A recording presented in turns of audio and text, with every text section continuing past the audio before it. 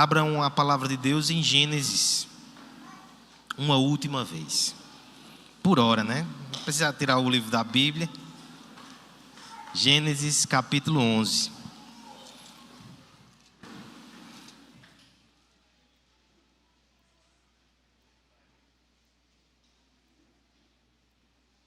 A nossa série, a sua proposta, era ir exatamente até esse texto. Esse é um bloco específico no livro de Gênesis. É a parte que chamamos de história geral da criação. A partir do capítulo 12, nós teremos a descendência de Abraão com foco. Então, a partir daí, você vai ter a nação de Israel dentro desse enredo, com um destaque mais focado nela. No entanto, nos primeiros 11 capítulos, a ideia é realmente algo mais amplo e mais geral, como será no final de novo. É um movimento que fecha-se para depois abrir. Esse é um progresso do Evangelho. Hoje nós encerramos essa etapa, tá certo?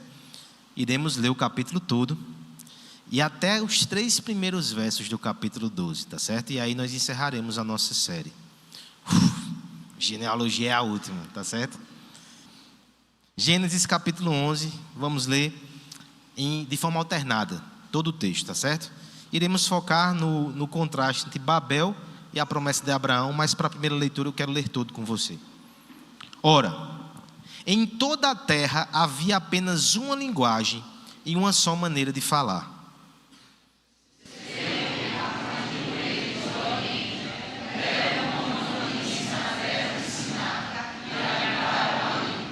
E disseram uns aos outros: vinde, façamos tijolos e queimemo-los bem. Os tijolos serviram de pedra e o betume de argamassa.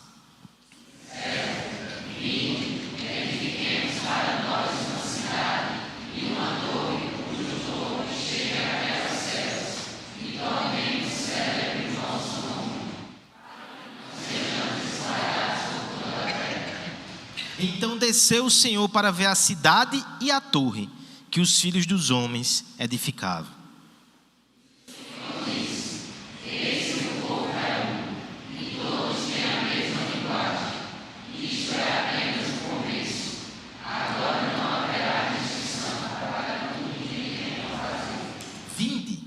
Desçamos e confundamos ali a sua linguagem, para que um não entenda a linguagem do outro.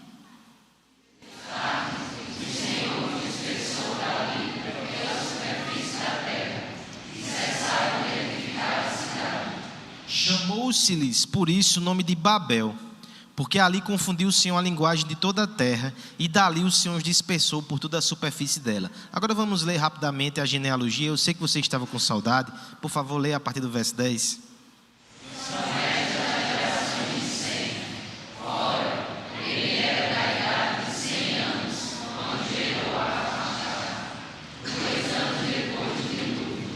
E depois que gerou a Arfaxade, viveu 500 anos e gerou filhos e filhas.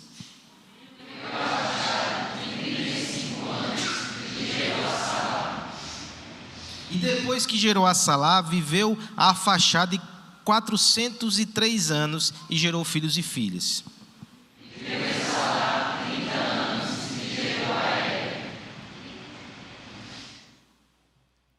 Foi só até aqui, peraí.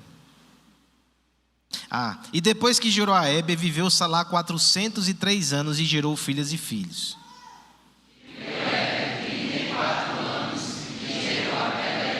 Depois que gerou a Peleg, viveu Éber 430 anos e gerou filhos e filhas. E depois que gerou a Reu, viveu Peleg 209 anos e gerou filhos e filhas.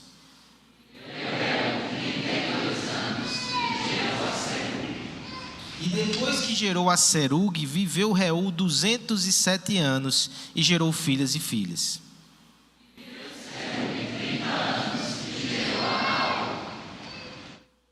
E depois que gerou a Naó, viveu Serug 200 anos e gerou filhas e filhas.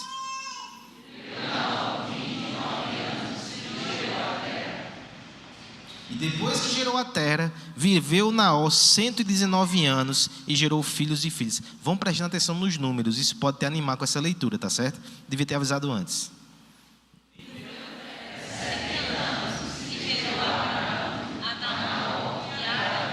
São estas as gerações de Tera. Tera gerou a Abraão, a Naó e a Arã. E Arã gerou a Ló.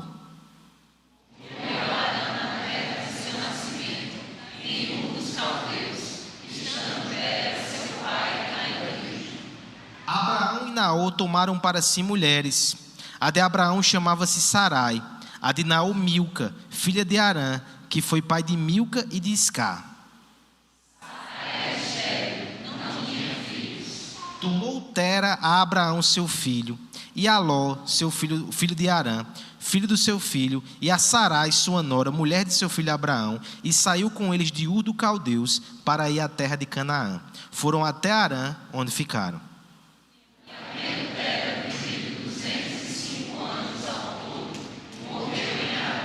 Só 3 versos do capítulo 12. Ora, disse o Senhor a Abraão: sai da tua terra, da tua parentela e da casa de teu pai, e vai para a terra que te mostrarei.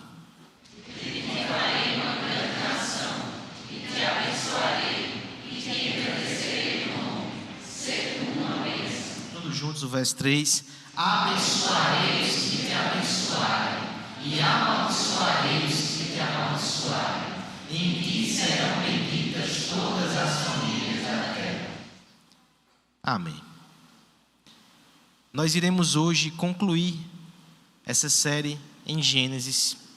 E eu penso que é oportuno nessa noite, nesse momento final, relembrar ou sumariar algumas lições preciosas que nós tivemos.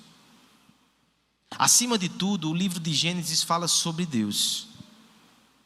Toda a escritura deve ser lida como um livro teocêntrico. Deus é o personagem principal. A coisa mais importante que temos nesses textos é a revelação. A Bíblia é a autorrevelação de Deus. Então, por exemplo, quando nós vemos o relato da criação, ao invés de nos perder em tantas questões e especulações, nós devemos perceber ali naquele relato que a criação é singular e magnífica, só que mais preciosa do que ela é o Criador. Ela revela algo sobre Deus, o Deus que é eterno, o Deus que é poderoso, o Deus que é criativo e o Deus que é bondoso. No relato da queda, nós também temos mais descrições a respeito do caráter desse Deus. Ele é o Deus que é rígido em sua santidade, que é implacável em sua justiça, mas ao mesmo tempo, Ele é bondoso e misericordioso, porque nos dá promessas de retornar ao jardim. Essa revelação acerca do juízo de Deus e da sua graça, que percorreu inclusive a nossa liturgia, ela também encontra-se no dilúvio. Veja o quanto de Deus não nos revela o livro de Gênesis nos seus primeiros capítulos. O livro de Gênesis também revela quem nós somos, e revela isso em toda a sua complexidade. Por um lado, nós somos o ápice da criação, vimos isso ainda no Jardim Antigo. Mas também o livro de Gênesis nos revela o nosso fracasso e as sequelas da nossa desobediência, a queda e os seus efeitos. O livro de Gênesis mostra a primeira criança que nasceu nessa terra se tornando um homicida, Caim. Não é um livro para cardíacos, como nós dissemos aqui algumas vezes. É isso que nós somos. Eu quero que você perceba que nesse sumário de revelação já tem um confronto para o nosso coração. Quando costumamos ler histórias e nos colocar diante dos enredos, geralmente nós tendemos a nos perceber como os mocinhos ou os protagonistas. Com a palavra de Deus não dá para agir assim, tá certo? Em alguns momentos nós somos colocados como meros coadjuvantes numa história de salvação que Deus está fazendo, e participar disso já é muita glória e muita honra para nós, mas nós não somos o protagonista, Deus o é. Mas por outras tantas vezes, nós nos percebemos na figura impopular e ingrata dos vilões, dos opositores, dos recriminados. Você percebeu isso ao longo dessas leituras? Nós não somos os mocinhos da história. Por vezes, nós somos aqueles que se encontram do lado da rebelião. Esse é o nosso ambiente comum. Eu sei que existe uma divisão que o próprio texto nos ensinou tantas vezes.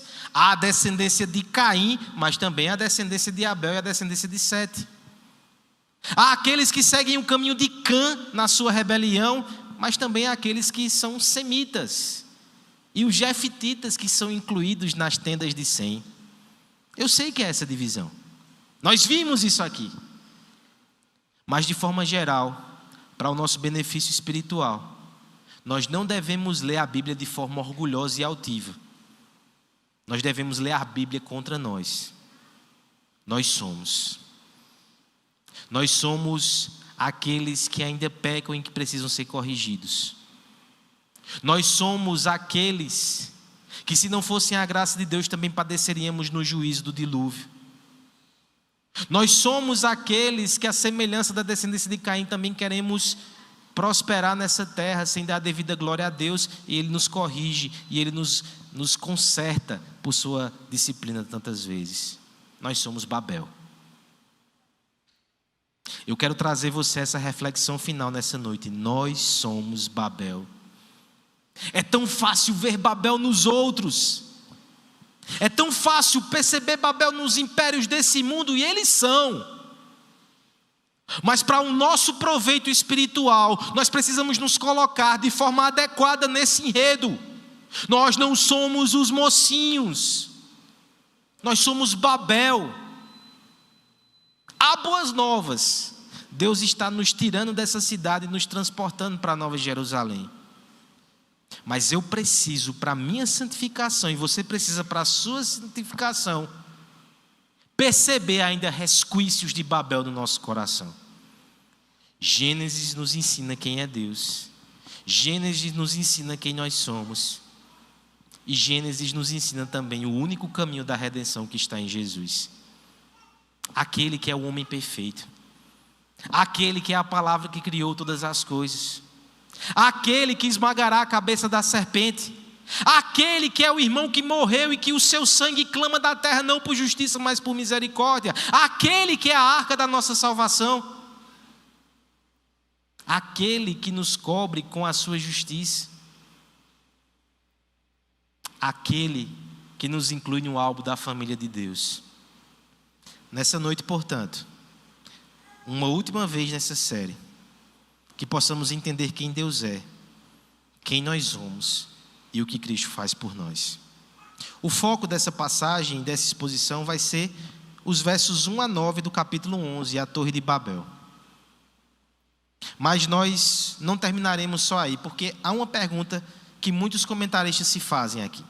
Primeiro, nós já vimos semana passada que é uma quebra de cronologia.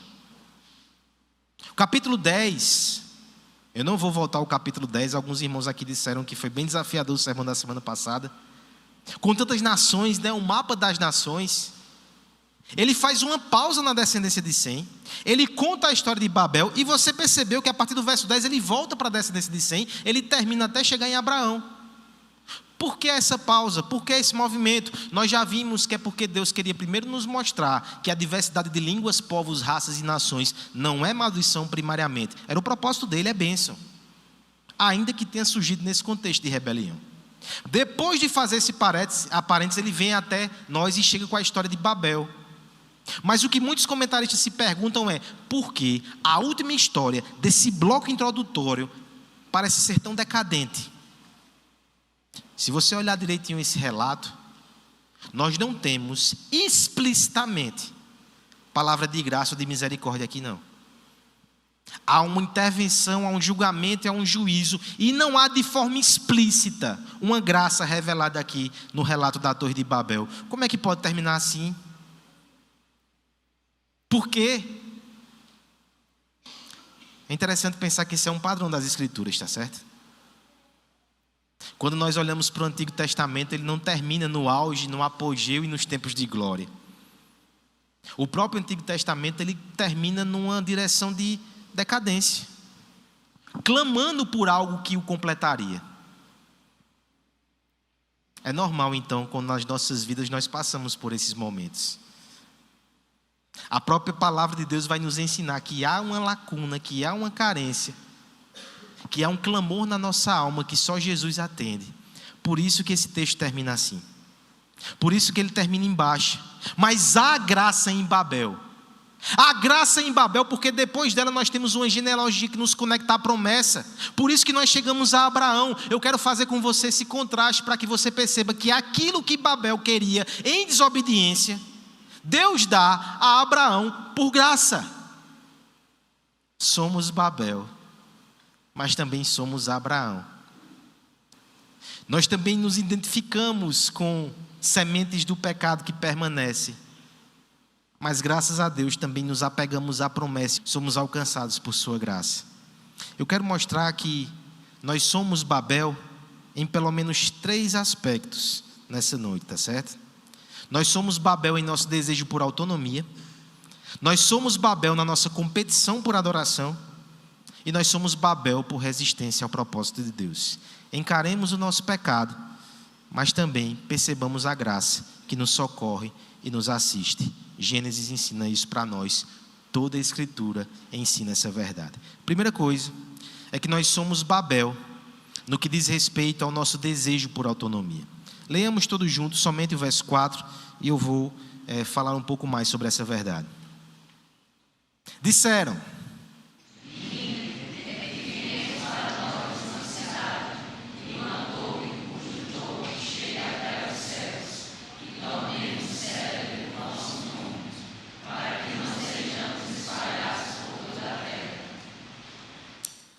antes de tratar do tema específico da autonomia, me permita contextualizar essa cena. Isso vai servir para todas as outras verdades que virão na sequência. Primeira coisa é que o verso 1 e 2 vai falar de um primeiro movimento. Os descendentes ali de Sem, Cã e Jafé, eles andam juntos e eles vão na direção do Oriente e encontram uma terra agradável e aprazível. A região que eles se colocam aqui, a região de Babel, é a região de Siná, isso que o verso vai dizer. Era o encontro ali do rio Tigre e do rio Eufrates, uma planície, um lugar extremamente propício para que você plantasse, para que você colhesse, para que você desenvolvesse civilização.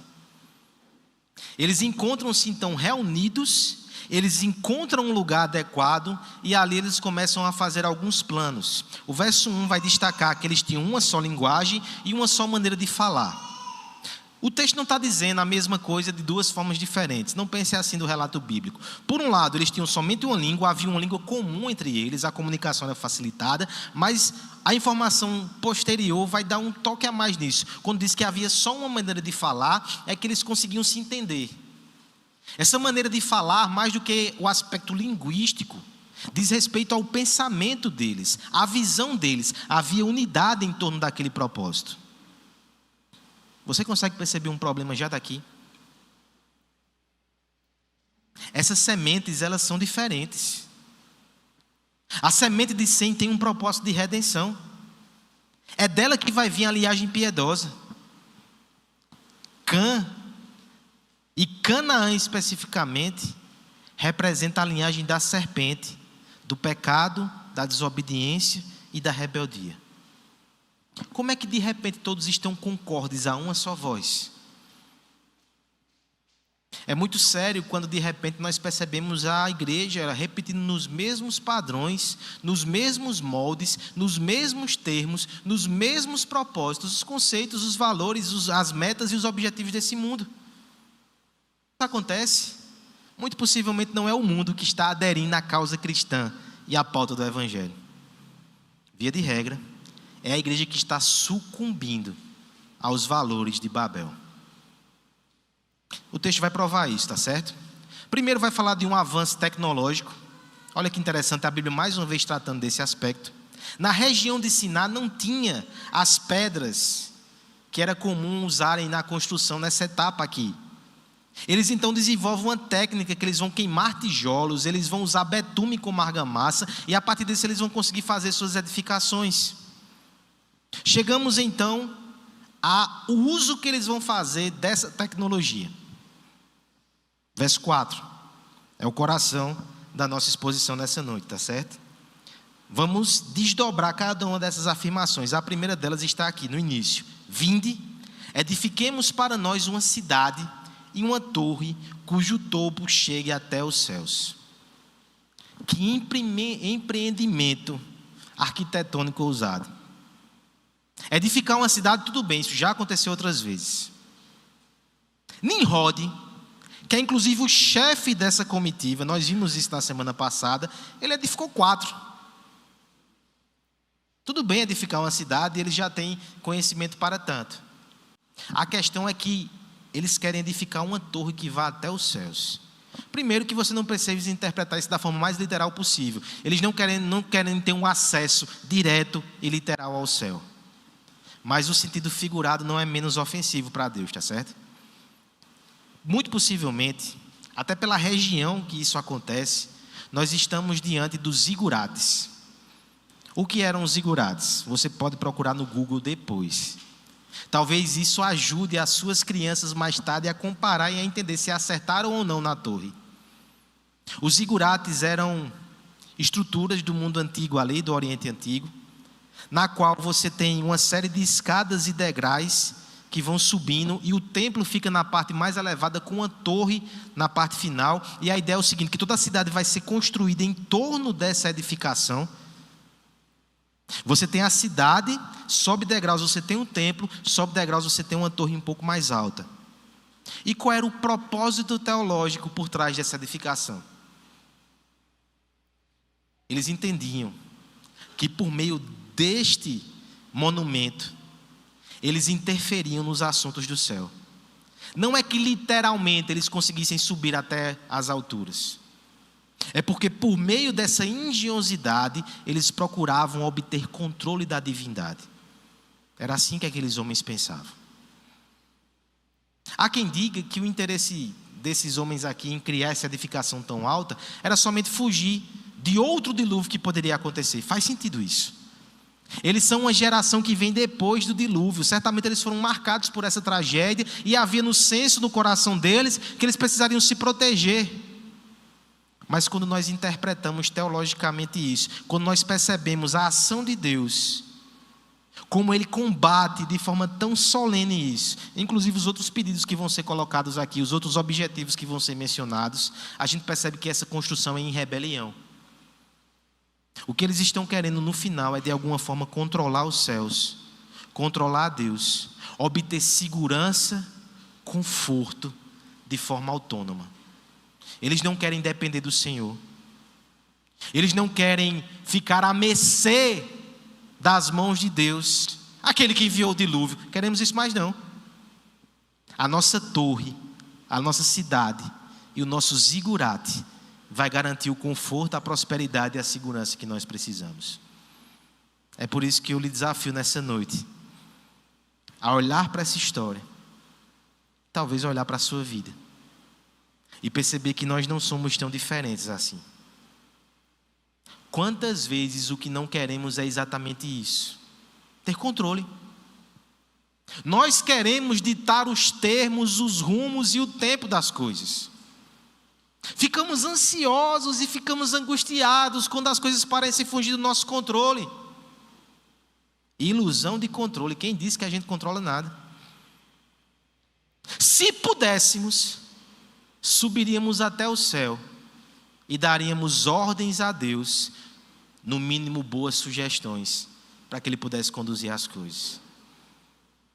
Esse desejo de autonomia não aparece só aqui não, irmãos. O relato da queda é o que, senão esse desejo de viver, de conhecer o bem e o mal, a parte de Deus. E deixa eu te lembrar uma verdade aqui muito séria. Tudo que é feito à parte de Deus, na verdade, é contra Deus. Ele não permite o espaço da indiferença. Ele não permite uma área de neutralidade na sua vida. Tudo que você não devolve para Deus em adoração e submissão, na verdade, se opõe a Deus no governo e no controle do seu coração. As áreas da sua vida com as quais você não consegue lidar ainda de forma saudável, entregar a Deus e ficar em paz, são áreas da sua vida que ecoam o desejo de autonomia de Babel. E se eu falo nessa noite a alguém aqui que não é convertido ainda, aí é que você vive a ilusão da autonomia. Você acorda e você não consulta a Escritura para saber o que Deus tem para a sua vida. Você passa o dia todinho seguindo os seus próprios objetivos, trilhando os seus próprios caminhos e não se submete aos padrões de Deus, às limitações que Ele coloca. Você, quando recebe elogios pelo seu desempenho, verte isso tudo só para você. Habitualmente você não está na casa de Deus rendendo graças a Ele. Você tenta viver de forma autônoma. Você se ressente quando recebe advertências. Você não lida de forma tão saudável com os mandamentos da palavra de Deus. Eu quero que você perceba que esse é um caminho fracassado. Olha o que acontece aqui. Mencionarei também e servirá para as nossas próximas reflexões. O verso 5 vai dizer que então desceu Deus para ver a cidade e a torre. Que ironia. A torre que foi feita para ir até o céu. O texto vai dizer que Deus tem que descer para ver. Não alcança. A gente não consegue manipular Deus. É interessante que essa manipulação se dá por meios religiosos. Muita da religiosidade de uma pessoa pode ser simplesmente o pecado de tentar controlar a divindade. Se você veio para a igreja hoje, porque o seu objetivo é aliviar um pouco a sua situação com Deus, é de alguma forma agradá-lo e mimá-lo com a sua adoração, e o seu maior objetivo nessa noite é que ele faça o que você quer, essa é uma inclinação que diz mais respeito a Babel do que a descendência de Sem. Nós ainda estamos tentando manipular a Deus pela nossa religião, pelo nosso culto, pela nossa retidão, e isso é vão. Nós não conseguimos alcançar o céu, é Ele que desce. Ele desce, Ele resolve espalhar, desfazer, trazer confusão àquele ajuntamento. Todas as vezes que nos reunimos contra Deus, é graça quando Ele provoca a divisão. É isso que acontece aqui nessa cena. Agora veja algo muito interessante. Depois do término desse parêntese, depois da decadência do projeto de Babel, depois que a torre é abandonada, a cidade é concluída, tá certo? Babel é Babilônia, essa cidade foi inaugurada, a torre não. Depois que isso é encerrado, nós temos a descendência aqui de Sem, a partir do verso 10.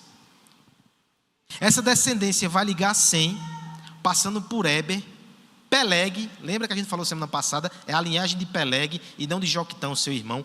Por Peleg, a gente termina em Abraão. Quando chega a Abraão, esse homem ele é separado por Deus para ser o portador das promessas. As promessas que vêm lá de Adão, as promessas de Abel, as promessas de Sete, as promessas de Sem, agora chegam a Abraão e a descendência de Abraão. Perceba o conteúdo dessa promessa. Olhem comigo, verso 12. Ora, disse o Senhor a Abraão: sai da tua terra, da tua parentela e da casa do teu pai. Primeiro, aqui não tem autonomia não, viu?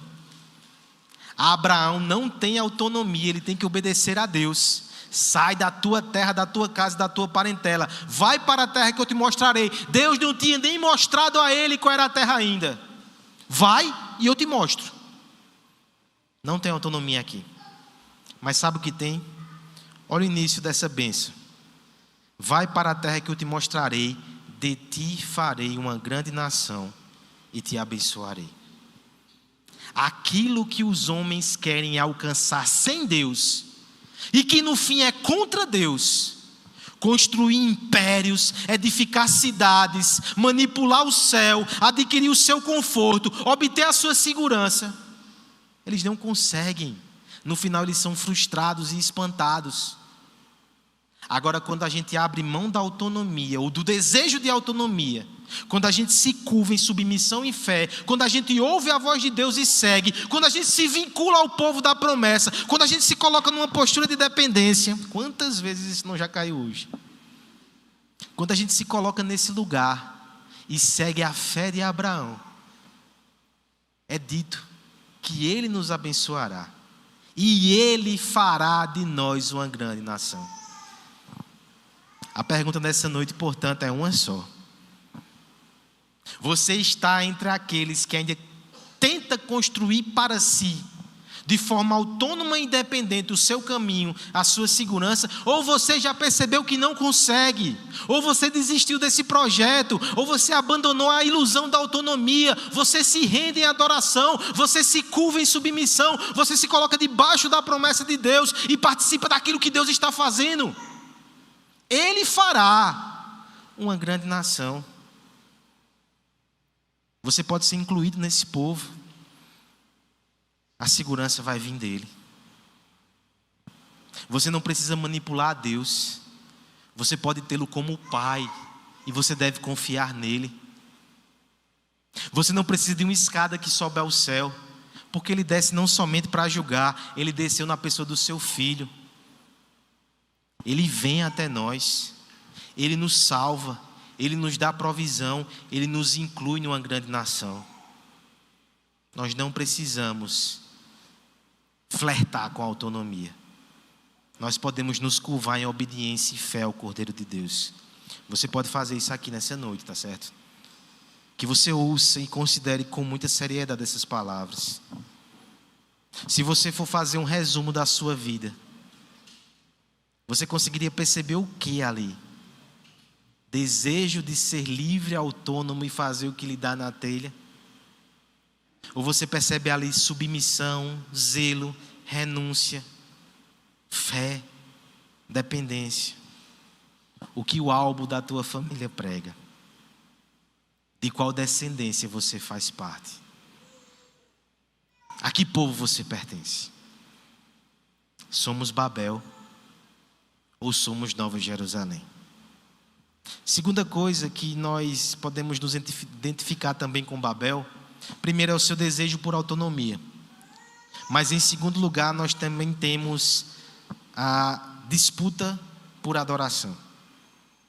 Eu peço que a igreja leia mais uma vez o verso 4 e nós iremos considerar essa outra verdade, tá certo? Disseram: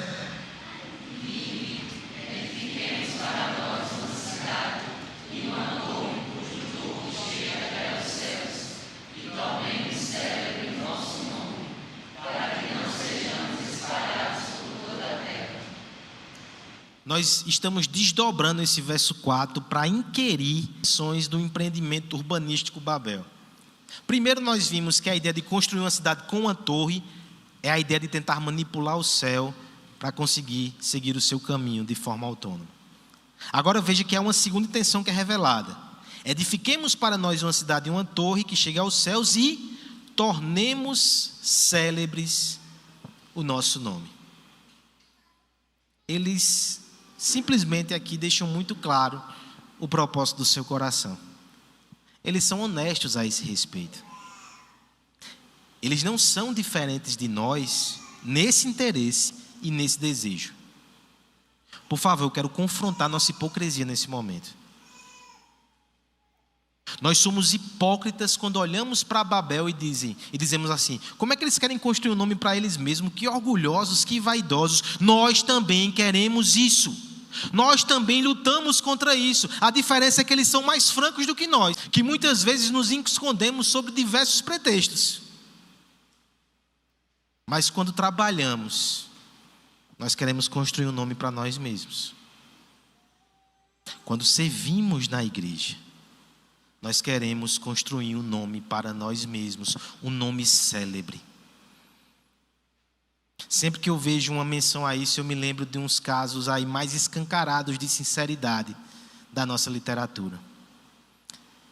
Brás Cubas é um personagem de Machado de Assis, que ele tem um livro maravilhoso, que são Memórias Póstumas de Brás Cubas. Ele é um personagem que fazia parte da elite burguesa ali, do Brasil imperial, e depois que ele morre, o que é que ele resolve fazer agora? Ele resolve passar limpo a sua história com toda a franqueza do mundo. Agora ele não precisa mais de regras sociais para camuflar os seus interesses. Ele é bem cru, ele é bem real naquilo que ele diz. É o realismo machadiano, né? No início do livro ainda, ele vai explicar um dos seus objetivos aí grandiosos que ele teve na sua vida, o chamado emplasto Brás Cubas. Seria uma espécie de medicamento. Um medicamento que curaria todas as dores, quase um biotônico fontoura. Serve para tudo. Aí ele vai divagar um pouco sobre os seus propósitos ali. Ele vai dizer que para os seus amigos, na verdade para a sociedade em geral, perdão, ele vai dizer que o seu interesse naquele empreendimento era o bem-estar da humanidade. Né? A gente já vê que essa resposta é muito bonita. Ele queria produzir aquele medicamento para beneficiar a humanidade, para a saúde das pessoas, para ver crianças sorrindo e felizes e saudáveis. Só que para os amigos ele conseguia confessar uma segunda camada de interesse um pouco mais oculta. Ele alegava que ele estava preocupado também com as suas finanças. Ele gostaria de ganhar dinheiro com aquilo. No entanto, depois que morre, agora ele tem coragem de confessar a camada mais profunda ainda da sua motivação, que não dizia nem para os seus amigos. Com a sinceridade de um defunto, ele dizia que o que ele queria era passar numa farmácia, pegar um frascozinho e estar lá o nome, Brás Cubas. Ele queria ver um cartaz na farmácia anunciando o lançamento do medicamento e uma promoção com o seu nome em plástico, Brás Cubas. Ele queria pegar um anúncio do jornal, folhear e de repente numa página grande, em plástico, Brás Cubas. E ele chamou aquilo de sede de nomeada. Numa linguagem antiga, ele queria ser nomeado. Ele tinha sede por ser reconhecido e aclamado. No final, o seu interesse mais profundo era a sede de glória, era ter um nome célebre. Ele chegava a confessar aos seus amigos o desejo monetário. Até aqui a gente se permite ser sincero. Mas existe uma movimentação mais profunda do coração, um anseio mais profundo da alma. O desejo de ter um nome reconhecido. Eu quero que você perceba que por mais que essa seja uma tentação ainda persistente, ela deve ser mortificada. Babel precisa ser arrancado da nossa alma. Nós devemos lutar contra isso, porque isso não agrada a Deus. Há um nome que deve ser célebre. O nome de Cristo. A nossa ambição deve ser que o nome da gente seja esquecido e apagado. Que o nome dele seja honrado e exaltado. Nós não devemos construir para nós mesmos. Nós devemos estar dispostos a destruir se for necessário. Para que ele cresça. Para que ele seja percebido. Para que ele seja estimado. Veja, que além de tudo esse é um projeto fadado ao fracasso. Depois que Deus desce e faz a bagunça na linguagem dos homens ali, provoca a diversidade de línguas que nós temos hoje. É por isso que você faz esse ei, viu? Então a culpa está aqui. O verso 9 vai dizer o seguinte: chamou-se por isso o nome de Babel, porque ali confundiu o Senhor a linguagem de toda a terra. O que nós temos aqui é um jogo de palavras. Babel, na língua da Babilônia, a sua tradução é portão dos céus. É exatamente o que eles queriam, né? O portão dos céus, para manipular a Deus.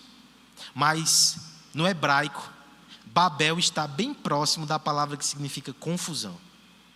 É um jogo de palavras intencional. Para os homens é grandeza, é renome, é acesso ao céu. Da parte de Deus só provoca confusão e frustração. Viver para o seu próprio nome é uma das coisas mais fúteis que você pode fazer. Desafio rápido. Cite o nome do seu tataravô. Alguém aqui consegue? Talvez tenha sido um homem bom, uma mulher notável, mas a gente não lembra. Se toda a ambição da sua vida e todo o seu foco for fazer um nome célebre, parabéns. Se você for bem sucedido daqui a 100 anos, isso vai ser apagado. Agora vamos voltar à promessa de Abraão. É interessante que na genealogia a gente tem uma série de nomes, né? Deixa eu chamar a atenção para você só um detalhe nessa genealogia. Ela é decrescente nas idades. Volte depois e lê em casa, nós não vamos ler aqui. Mas ela começa com 430. Se você parar para perceber, antes as pessoas viviam 800, agora já começa em 430. Vai descendo 350, vai para 200, vai para 100 e pouco. Cada geração que passa, os anos vão diminuindo, até que chegue mais perto da nossa realidade.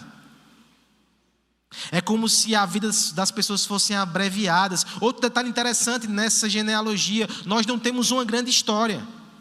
Nas outras genealogias nós tínhamos Nimrod, de repente contava uma história. Nós tínhamos Lameque na genealogia que apareceu lá de Caim e contava-se uma história. Nós tínhamos Enoque, contava-se uma história, abria-se um parênteses. Não tem nada disso, são só nomes consecutivos. Algo está sendo dito aqui. Esses nomes vão passando, os nossos nomes vão passando. Há uma trilha que vai se seguindo, são dominós que vão caindo um após outro e derrubando. O que importa é o último nome, quando chega em Abraão por causa da promessa. E veja a promessa de Abraão. Verso 2: de ti farei uma grande nação, e te abençoarei, e engrandecerei o nome. É o Evangelho que faz essa dinâmica com a gente. É o mesmo princípio que Cristo nos ensina no Novo Testamento. Quem quer ganhar a sua vida vai perder, tá certo? Você está muito preocupado em preservar a sua vida. Má notícia, você vai perder. Quem quer gastar a sua vida e perder a sua vida por Cristo vai ganhar. Essa é a dinâmica do Evangelho. Se você buscar engrandecer o seu nome, você vai ser esquecido. Mas se você desiste do seu nome, se você coloca-se apenas como mais um nome dentro da história da redenção, e o que importa é o nome de Cristo e a promessa de Cristo, você vai perceber que Ele vai cuidar do seu nome. Se você reconhece que o nome dEle é o nome sobre todo nome, como diz Filipenses, um dia você estará no céu, você estará no reino dEle, e Apocalipse vai dizer que Ele vai dar um novo nome a você, um nome que Ele separou para você, uma identidade que Ele guardou para você, uma reputação que Ele preparou e que Ele limpou com o seu próprio sangue. Não queira fazer seu nome célebre. Queira fazer o nome de Jesus conhecido, e Ele cuidará do seu nome, da sua reputação e da sua memória. Aqueles que vivem para si mesmos serão esquecidos na página da história.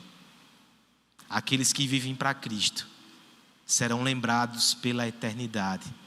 Haverá um memorial eterno dos feitos de Cristo no meio do seu povo, por meio do seu povo. Mais uma vez, é uma questão de escolha, localização e pertencimento. Onde você está? A que povo você pertence? Babel ou Nova Jerusalém? Somos Babel muitas vezes quando nós disputamos por adoração. Esse foi o termo que eu usei, ele é um termo forte, eu quero insistir nele um pouco mais. Disputamos a adoração quando nós disputamos aplausos. Disputamos a adoração quando nós brigamos por reconhecimento. Disputamos a adoração quando nós queremos ser o centro, queremos ser notados e queremos ser percebidos. Disputamos a adoração quando nós queremos a proeminência. Cedemos quando nos prostramos. Usamos o manto da invisibilidade para servir, pregar e morrer. O manto da invisibilidade é ofertado por nós, por aquele que usou o manto de humilhação para nos servir, para nos salvar e para nos curar. Alguém já disse assim: como é que eu posso querer uma coroa na terra onde o meu Jesus recebeu uma coroa de espinhos? Como é que eu posso querer ser recebido por um tapete vermelho se o meu Jesus ele entrou montado num burrinho nas ruas de Jerusalém? Como é que eu posso querer ser estimado, adulado e exaltado pelos homens se o Filho de Deus foi esbofeteado e desprezado em meu lugar? Que Ele cresça, que eu e você diminua. Não disputemos a adoração. Rendamo-nos em adoração. Não sejamos Babel. Em último lugar, irmãos, uma última verdade a ser considerada é que nós também somos Babel quando nós resistimos aos propósitos de Deus. Verso 4, uma última vez, e nós iremos concluir. Se você estava julgando excessivamente bem Babel ainda e as suas intenções, aqui acaba toda a desculpa, tá certo? Eles não foram distraídos, eles não fizeram sem dolo toda essa tramóia. Olha o que vai dizer na parte final desse texto: eles não querem ser dispersos, eles estão se opondo a quem? Quem foi que revelou o propósito de espalhar por essa terra o seu povo? Foi Deus. Esse é o propósito de Deus desde o jardim: expansão, alcançar os confins do mundo com a sua presença.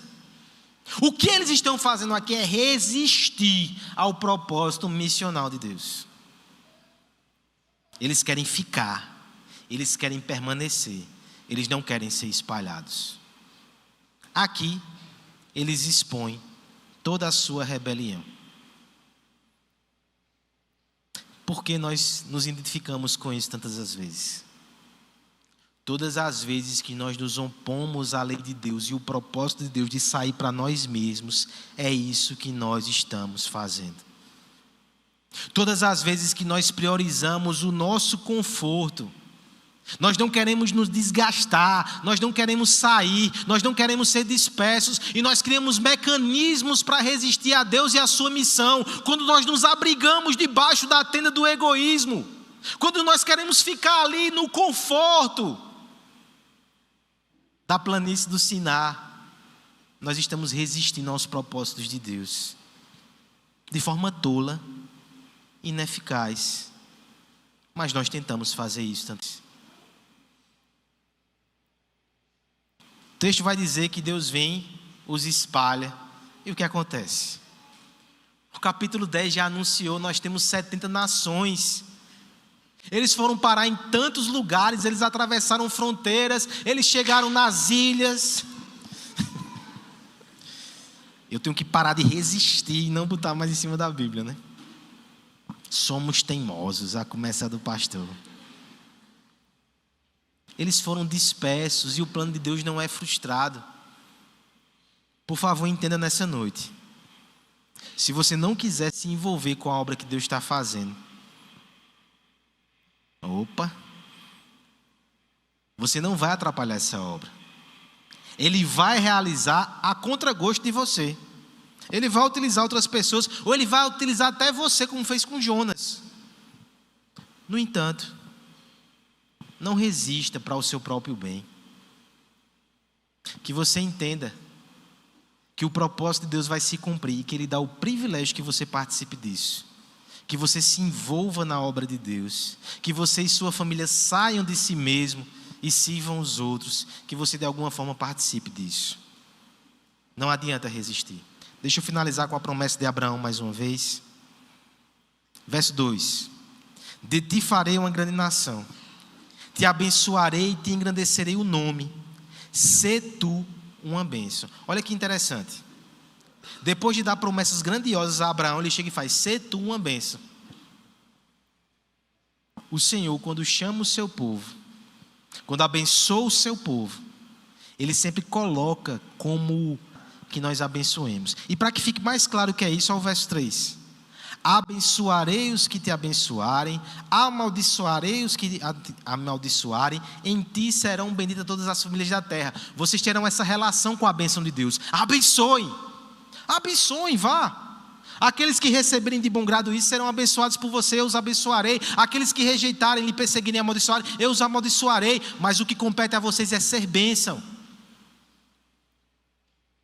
Em ti serão benditas todas as famílias da terra. Esse é o propósito de Deus para o seu povo. Isso se cumpre em Jesus Cristo, descendente de Abraão, que abençoa todas as famílias da terra. Mas eu quero que você perceba esse movimento aqui nesse texto. Enquanto você se fecha, enquanto você se enclausura, enquanto você vive para você mesmo, enquanto você resiste o chamado para Deus e o chamado para o outro, enquanto você ousa desafiar o mandamento de Deus, Você está agindo em tolice. E no final você vai ser frustrado e a obra de Deus vai avançar. Agora, mais uma vez, quando você se coloca no caminho da redenção, quando você segue o comboio do povo da adoração, você vai ser comissionado a participar do movimento de abençoar. Você vai ser arrancado de você mesmo. Você vai participar do progresso do reino de Deus. No fim, eu termino com a mesma pergunta outra vez. Quem seremos? Babel? Ou a nova Jerusalém que Deus está construindo? Para onde iremos? Somos daquele para si mesmo? Ou já cedemos? Reconhecemos? Descansamos em Deus para a nossa salvação? Ofertamos a Ele a nossa adoração e nos comprometemos com o seu serviço e com o próximo? Veja, os 3 pontos que Babel coloca aqui é a vida cristã, irmãos. Primeira coisa, em quem nós confiamos é confiar em Jesus para a salvação e não em nós mesmos. Segunda coisa, agora que a gente confia em Jesus, a gente é chamado a amar a Deus acima de todas as coisas, adoração, viver para a glória de Deus. Em terceiro lugar, nós somos chamados a nos envolver, a não nos fechar, a servir o próximo, missão. Confiar em Cristo para a salvação, e assim nós amamos a Deus sobre todas as coisas e amamos o nosso próximo. Quem você é? Qual a sua identidade? Para onde você está indo? Gênesis termina nos colocando diante dessas perguntas. Ele não termina de forma pessimista. Ele termina apontando para o único caminho de solução. A promessa de Deus. O descendente de Abraão, que está formando uma nova nação, que tem um nome sobre todo nome. Aquele que tem abençoado todas as famílias, que tem abençoado a tua família. Eu termino nessa noite fazendo um apelo a você. Saia da Babel. Abandona a Babilônia. O presbítero Maicon leu o texto aqui. A Babilônia vai cair. Esse mundo vai perecer e vai passar. Abandona essa construção. Deus está construindo uma nova cidade. Está formando um novo povo. E se você faz parte desse povo já, eu quero celebrar com você nessa noite. Eu quero te chamar a cantar a redenção, a festejar a salvação e a mortificar os nossos pecados. Que Deus tire a Babel de nós. Se Ele já nos tirou de Babel, que hoje Ele tire Babel de nós um pouco mais.